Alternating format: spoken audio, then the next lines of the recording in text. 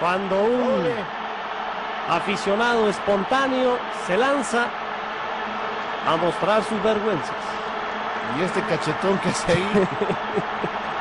Pero mira, lo que han dicho en un momento dado las autoridades es que no se le dé promoción a este tipo de gente. El portero ya se enganchó. Exactamente. No, bueno, y aparte te le pones enfrente y quién sabe cómo te vaya, ¿verdad?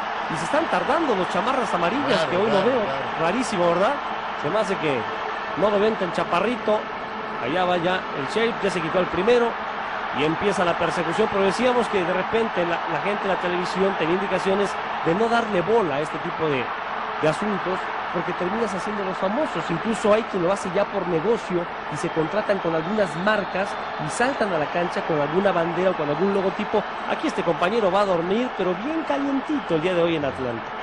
Y además habría que ver que traía la pintura en la cara, que a lo mejor eso molestó al portero, que podía haber el signo de los bonios.